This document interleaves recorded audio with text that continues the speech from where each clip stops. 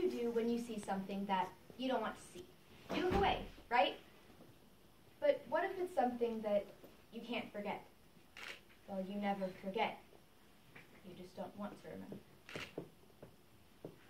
I saw my brother die.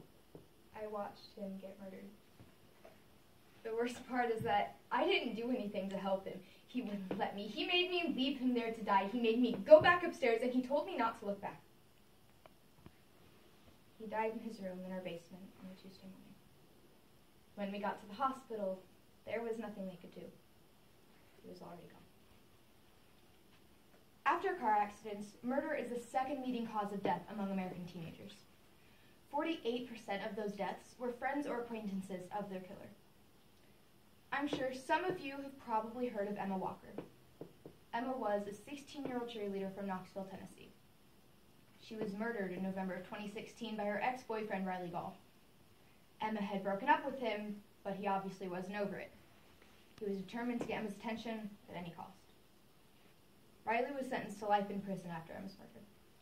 Things like this happen in the real world, and they happen way more frequently than they should.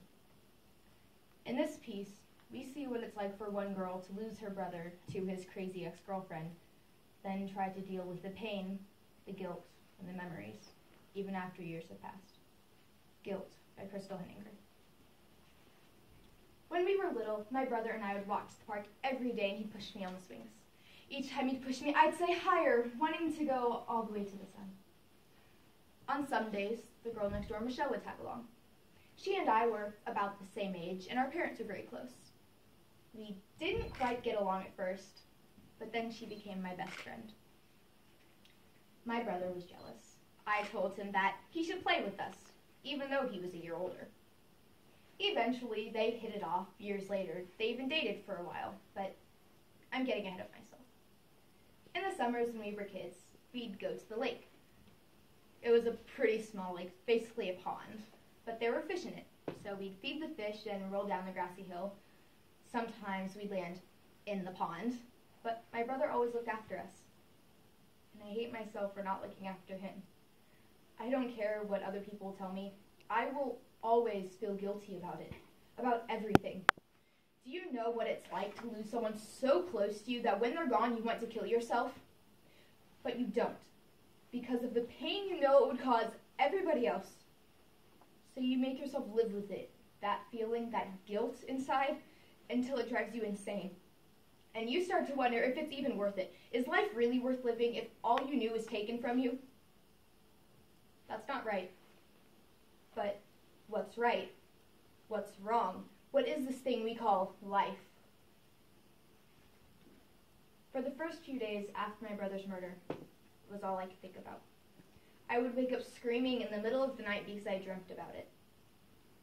I told the police everything. I was watching TV when I heard the back door open. Then the stairs to the basement, my brother's bedroom, squeaked. Then he screamed, so I went down to see what was wrong. It was Michelle, my best friend. She was holding a knife to his throat. She said that if I let her do what she needed to do uninterrupted, she wouldn't kill me. I started to argue, but my brother told me to go back upstairs and not look back. I didn't want to, but I started up the stairs. I got 3/4 of the way up the stairs and dialed 911 on my cell phone, then slid across the hardwood floor into the kitchen. I quietly turned back around and crouched down to peek over the banister. She stood there for 10 minutes before she slit his throat. During that time, she told him how much she regretted having to do this. She said she had no choice, and this was how it was going to be. He didn't say anything to her. She said that if he would take her back, she wouldn't kill him. And for the first time in a really long time, I saw my brother cry. As soon as she did it, I cried out. She looked up at me and smiled. I ran back upstairs, and I ran outside because I heard sirens, hysterical. They went in and arrested her.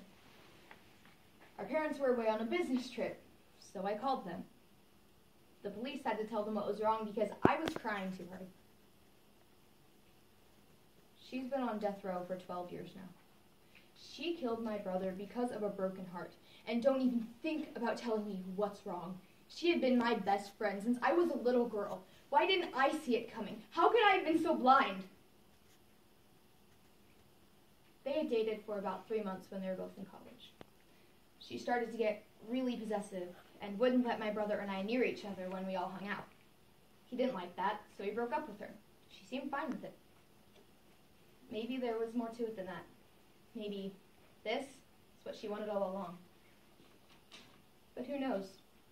All I know is that she's getting what she deserves. But what about me? What am I supposed to do? My brother has been dead all these years and he is not coming back. I have to live with that. She won't live much longer. She will never know how much she hurt me, how much she hurt our family.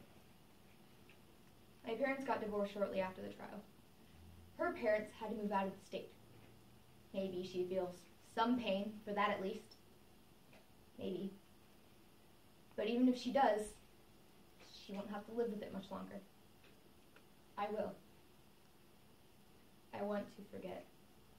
I want to forget everything. Sometimes I wish she would have killed me too.